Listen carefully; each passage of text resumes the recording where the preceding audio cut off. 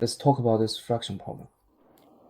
If you add the same number to both the numerator and denominator of 1320, after simplifying, you get 45.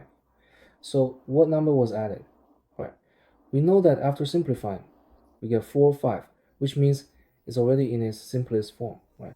So what does the problem mean? We need to understand that it's 13 over 20, and we're adding the same number to both. Let's say we use a shape or a symbol to represent this number. So how do we write it after adding the same number? After simplifying, it becomes the simplest fraction, 4, 5. So it forms a fraction in its simplest form. So this triangle represents the number that was added. What is this number? Okay, how many are you adding this time? What is the value of this triangle that we're adding? So how exactly do we solve this problem in the most effective way possible? Of course, we can use the trial method, which is to scale up the simplest fraction. Scale up the simplest fraction. That kind of trial is also fine, no problem. But today, Teacher Sang is going to teach everyone a method that combines numbers and shapes. So how do we do it? First, let's look at this simplest fraction. After it is reduced, it becomes the simplest fraction, which is 4/5. That is to say, this 4/5, it divides the numerator into 4 parts and the denominator into 5 parts. So what we're looking at here is the numerator, that is the value that appears on the top part of the fraction. Now, when we talk about the numerator, we can actually take it and break it down or divide it into 4 separate parts. This means we're splitting. And what about the denominator? We simply divide it into 5 parts.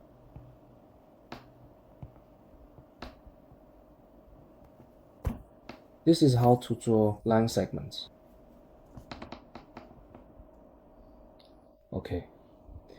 Then, since the denominator is made up of 5 individual parts, and that's actually more than the numerator's 4 parts, what we do is subtract the numerator from the denominator here, and in doing so, we can find the difference between them. We'll find the difference, which in this particular case is 20. Minus 13 equals 7.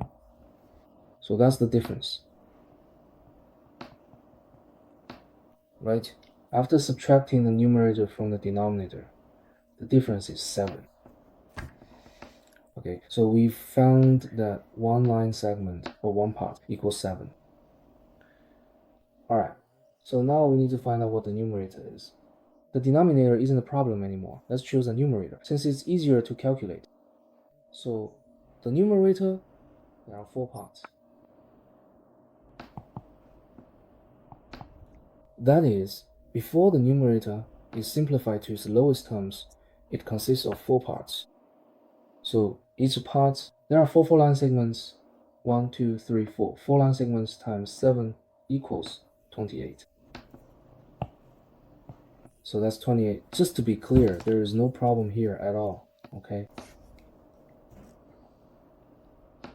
In other words, after adding this number to the numerator, it becomes 28, which is very straightforward. So this number that was added is 28 minus 13, which equals 15. So we added 15. Did you learn it? Before you master it, give Teacher Sunny a like and follow.